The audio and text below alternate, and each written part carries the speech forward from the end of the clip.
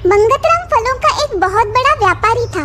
आम का मौसम चल रहा था, सो आम खरीदी करने के लिए मंगतराम की दुकान पर बड़ी भीड़ जमा होती थी।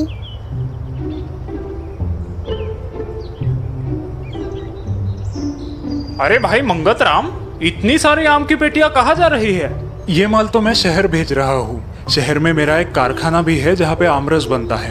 वाह, क्या बात है। लेकिन फिर आज हमें आम मिलेंगे या नहीं? हाँ हाँ, क्यों नहीं। बोलो कितनी पेटियां दूं? 5, 6, 7? अरे नहीं भाई, मुझे तो बस 1 ही दर्जन खरीदने हैं। बस 1 दर्जन? रामू, जरा देखो तो इन्हें क्या चाहिए। मंगतराम हमेशा बड़े ग्राहकों पर ही ज्यादा ध्यान देता था और वो हमेशा ही ज्यादा मुनाफा कमाने के बारे में ही सोचता रहता था। भाई 2 दर्जन आम देना तो। अरे क्या भगवान दादा, सिर्फ 2 दर्जन आम? अरे इतना अच्छा मौसम चल रहा है आम का। ये देखो, ये तो खास देवगढ़ से मंगाए हैं। एक बार चखोगे तो बार बार आओगे। ठीक है मंगतराम, 4 दर्जन दे दो। 4 नहीं, 5 दर्जन दूंगा।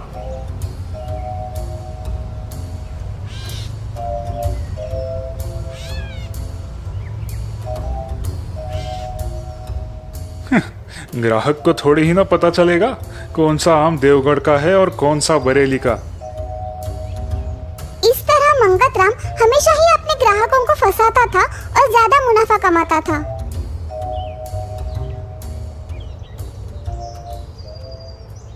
मालिक, मालिक! अरे क्या हुआ? इतने जोर से क्यों चिल्ला रहे हो? जी वो हमारे गोदाम में से कम 25 पेटी आम खराब हो चुका है। मेरे ख्याल से हमें वो आम फेंक देने चाहिए। क्या कहा? 25 पेटी आम खराब हुआ है? ये देखिए, ये सारा आम खराब हो चुका है। मैं अभी इस माल को यहाँ से हटवा देता हूँ। तुम पागल तो नहीं हो गए हो? इतना सारा आम यूं ही बेकार में फेंक देंगे? बिल्कुल नहीं। मेरा कितना नुकसान होगा कुछ सोचा है तुमने? मगर मालिक। तुम चुप रहो। जैसा मैं कहता हूँ वैसा ही करो। इन आमों को मेरे कारखाने में भेज दो। हम इन आमों से आमरस बनाएंगे। लेकिन मालिक। लेकिन वेकिन कुछ नहीं। तुम्हें तुम्हारी नौकरी प्यारी है कि नहीं? जी मालिक, जैसा आप ठीक समझे। वो सारा माल मंगतराम के कारखाने में भेजा जाता है। कारखाने में उन खराब आमों से आमरस बनाया जाता है।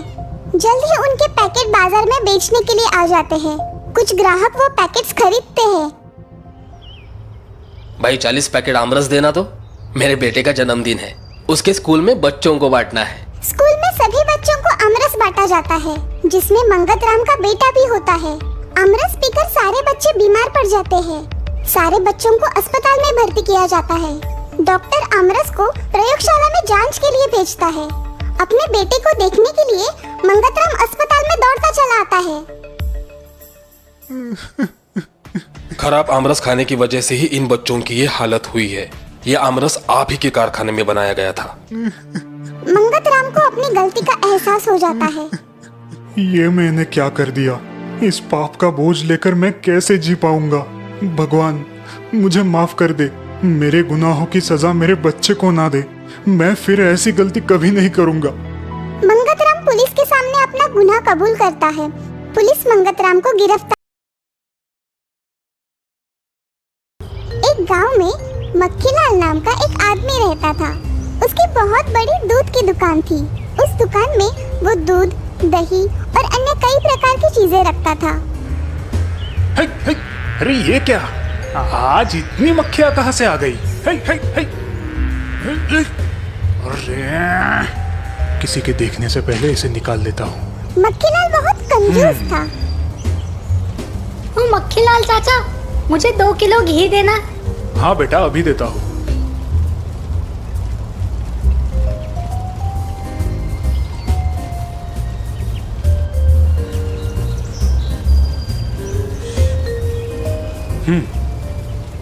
अरे ये क्या मक्खीलाल चाचा, इसमें तो मक्खी गिरी है। क्या मक्खी? दिखाओ तो जरा। लड़का मक्खीलाल को घी का डिब्बा दिखाता है। रुको बेटा, मैं तुम्हें अभी दूसरा घी का डिब्बा देता हूँ। मक्खीलाल उस घी के डिब्बे में से मक्खी निकालता है और वही डिब्बा उस लड़की को देता है। लो, ये लो बेटा, अब ठीक है ना? हाँ मक्खीलाल चाचा, चलो अब मैं चलता हूँ। तभी उसकी दुकान में राजमहल से 2 सिपाही आते हैं। सुनो मक्खीलाल, दोपहर तक 40 किलो घी राजमहल तक पहुंच जाना चाहिए। हाँ हाँ, मगर इतना घी? आज राजमहल में दावत है क्या? हाँ, आज महाराज ने सभी मंत्रियों के लिए दावत रखी है। ठीक है, चिंता मत करो, आपको घी वक्त पर मिल जाएगा। सिपाही वहाँ से निकल जाते हैं और मक्खीलाल घी बनाने की तैयारी शुरू कर देता है। सुनो सुखीलाल, आज दोपहर तक 40 किलो घी राजमहल में पहुंचाना है। चलो जल्दी जल्दी काम पर लग जाओ। पर मालिक, 40 किलो घी बनाने के लिए अपने पास इतना दूध ही नहीं है।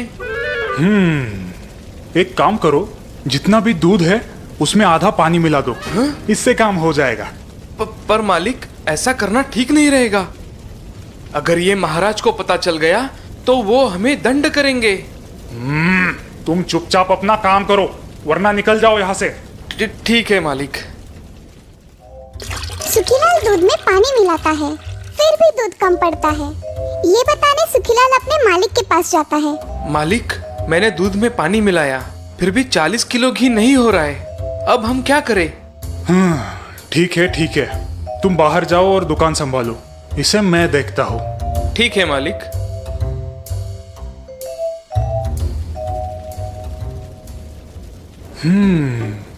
क्यों ना मैं इसमें वनस्पति तेल मिला दूं?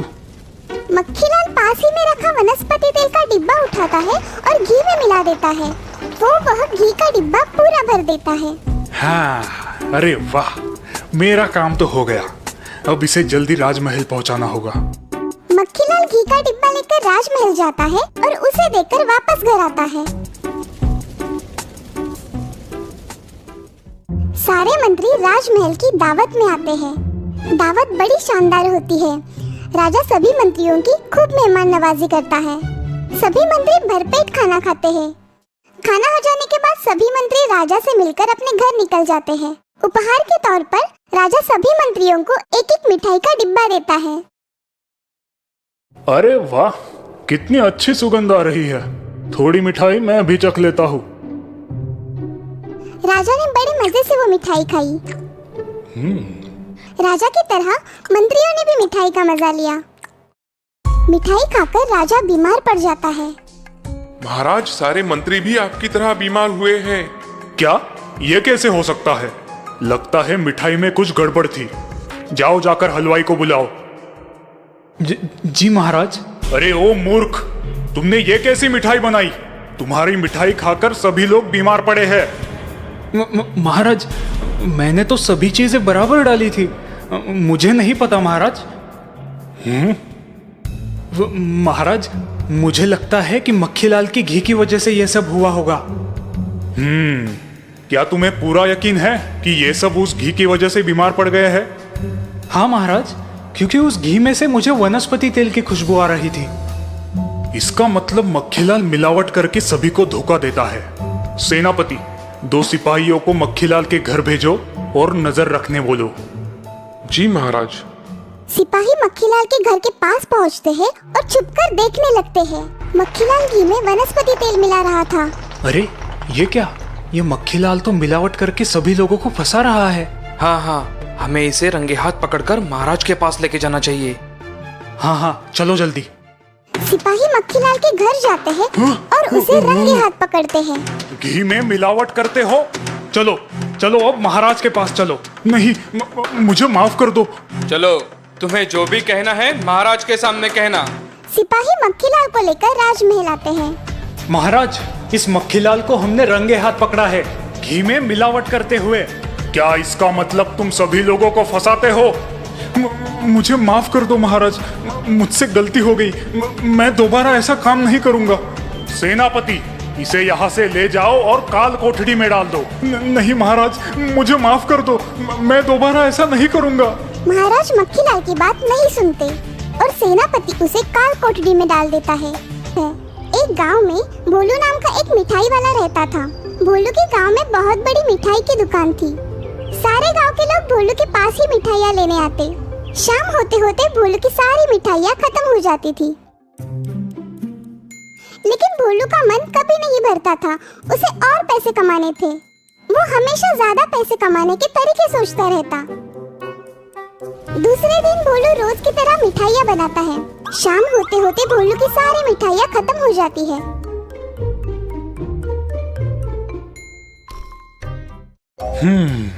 आज भी मुझे उतना ही मुनाफा हुआ।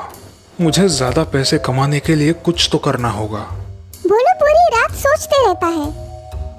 दूसरे दिन भोलू रोज की तरह दुकान जाता है।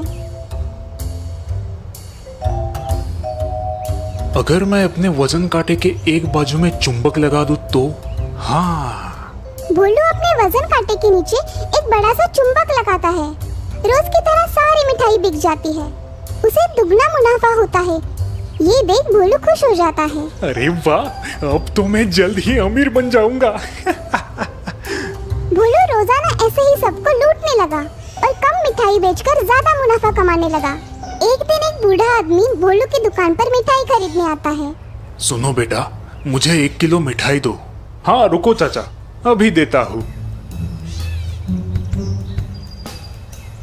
अरे ये क्या, मैंने तुम्हें 1 किलो मिठाई देने बोला था। हाँ चाचा, मैंने तो आपको 1 किलो ही मिठाई दी है। क्या? लेकिन ये इतना हल्का क्यों लग रहा है? सुनो बेटा, जरा इसे वापस एक बार तोल कर देखो। अरे मुझे और भी काम है, चलो जाओ यहाँ से। बूढ़ा आदमी समझ जाता है कि दाल में कुछ तो काला है। बूढ़ा आदमी बाजू की दुकान में जाता है। अरे सुनो भाई, जरा इसे तोल कर देखो। चाचा ये आधा किलो है। मुझे लगता है कि इस भोलू के तराजू में कुछ तो गड़बड़ है। इसे मजा चखाना ही होगा। बूढ़ा आदमी भोलू की दुकान के बाहर हाथ में एक तराजू लेकर जोरों से चिल्लाने लगता है।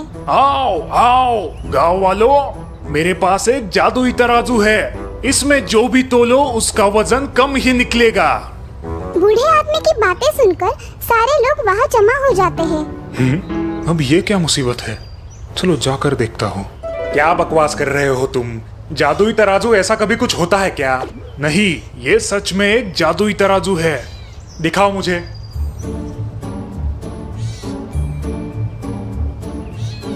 देखा गांव वालों, मुझे इस भोलू ने 1 किलो मिठाई दी थी और अब मैंने इस तराजू में डाली तो आधा किलो हो गई। ये क्या बकवास कर रहे हो? बकवास? श्रीमान, मुझे तो आपका तराजू भी जादुई लगता है। नहीं नहीं, ये जादू वादू कुछ नहीं होता, जाओ यहाँ से। रुकिए श्रीमान, अब ये मिठाई आपके तराजू में तो तोल कर देखे, फिर पता चल ही जाएगा कि आपका तराजू जादुई है या नहीं। बूढ़ा आदमी भोलू के वजन कांटे में मिठाई डालता है। कमाल है। ये अरे, क्या ये था? कैसे हुआ? ये तो सच में जादुई है। रुको रुको गांव वालों, मैं तुम्हें अभी इस जादू की असलियत बताता हूँ।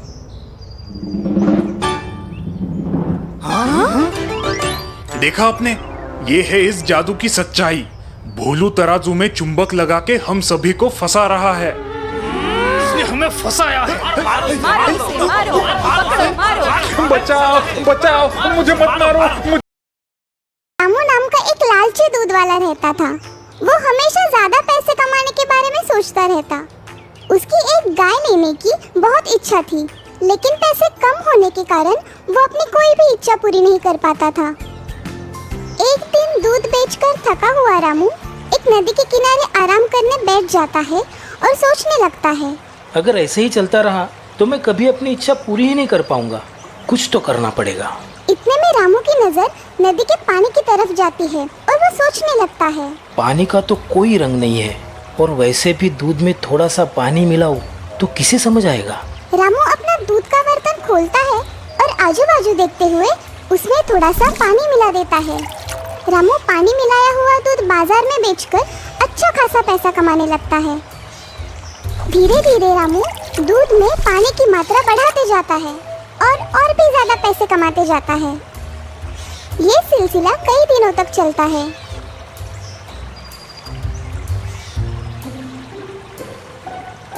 एक दिन रामू खुशी खुशी उसी नदी के किनारे एक पेड़ के नीचे बैठ जाता है। अपने पैसों की 2 थैलियां बाजू में रखकर वो आराम करने लगता है। रामू को नींद आ जाती है। इतने में पेड़ पर बैठे दो बंदर नीचे आकर रामू के पैसों की थैलियों को उठा ले जाते हैं। जब रामू नींद से उठ जाता है, उसकी थैलियों को वहाँ से गायब हुआ देख वो परेशान हो जाता है। ये क्या? तभी उसकी नजर पेड़ पर बैठे हुए उन दो बंदरों पर पड़ती है। उनके हाथ में पैसों की थैलियाँ देखकर रामू गुस्से से चिल्लाने लगता है, लेकिन बंदर रामू की एक नहीं सुनते और हंसते हंसते नाचने लगते हैं। तभी रामू गुस्सा होकर जोर जोर से कूदने लगता है। उसे देख बंदर भी कूदने लगते हैं। रामू और गुस्सा होता है और अपना सिर खुजाने लगता है। बंदर भी अपना सिर खुजाने लगते हैं। रामू समझ जाता है कि ये बंदर उसकी नकल उतार रहे हैं। रामू थोड़ा सोचता है, फिर अपने सर से अपनी पगड़ी निकालकर जमीन पर पटक देता है। बंदर भी रामू की नकल कर पैसों की थैलियों को जमीन पर फेंक देते हैं। लेकिन उसमें से एक थैली जाकर नदी में गिर जाती है। मेरे सारे पैसे गए। अरे मेरे पैसे, मेरे सारे पैसे चले गए। मेरे इतने दिनों की मेहनत पानी में चली गई। रामू रोने लगता है। तभी वहाँ एक साधु आता है। रामू को रोता हुआ देख साधु रामू से पूछता है, क्या हुआ? तुम इतने दुखी और परेशान क्यों हो? रामू सारी बातें उस साधु को बताता है। बातें सुन साधु हंसने लगता है और कहता है, तुमने जो भी पैसा पानी मिलाकर कमाया वो तो सारा पानी में चला गया, और जो पैसा तुमने मेहनत और ईमानदारी से कमाया वो अभी भी तुम्हारे पास है। एक बात हमेशा याद रखना बेटा, बेईमानी का अंजाम हमेशा बुरा ही होता है, इसलिए सदा ईमानदारी से अपना काम करते रहो। साधु की बातें सुन रामू को अपनी गलती का एहसास हो जाता है। ऐसी गलती दोबारा ना करने का वो साधु को वचन देता है। बहुत समय की बात है, एक गांव में एक बहुत ही प्यारी सी दूध दहाने वाली लड़की रहती थी। वो अपनी गाय का बहुत अच्छे से ध्यान रखती थी, जो उसे हर रोज बाल्टी भर दूध देती थी। ये हरी और ताजी घास सिर्फ तुम्हारे लिए। वो काम तो करती थी, पर हर वक्त ख्यालों में खोई रहती थी। दिन में सपने देखना उसकी आदत बन गई थी। उसे लगता था जैसे मधुमक्खी उसके सर के ऊपर मंडरा कर उसे चिढ़ा रही हो और मेंढक जगलिंग कर रहा हो। अरे वाह, काश मैं भी इस मेंढक की तरह जगलिंग कर पाती।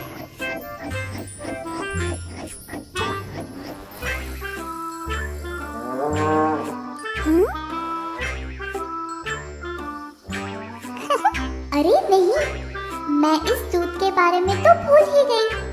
मुझे जल्दी से बाजार जाकर इसे बेचना होगा।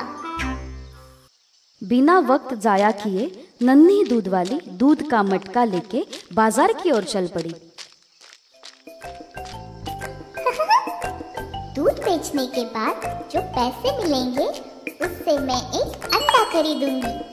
फिर मैं मिसेस हेन को उस अंडे पर बैठने के लिए कहूंगी। थोड़े ही दिन में एक छोटा सा चूजा बाहर आएगा। फिर मैं उसे ढेर सारे बीज खाने दूंगी और वो बड़ी हो जाएगी। हुर्रे!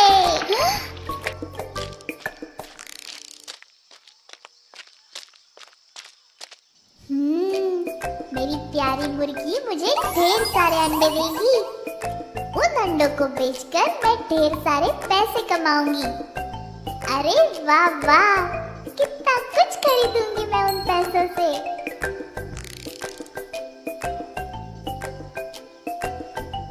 अरे हाँ, मैं अपने लिए एक प्यारी सी ड्रेस खरीदूंगी। आहा, उस प्यारी सी ड्रेस में मैं कितनी सुंदर दिखूंगी। मैं वो सुंदर सी ड्रेस पहनकर उत्सव में जाऊंगी। वहाँ पर सब मेरी तारीफ करेंगे। आहा।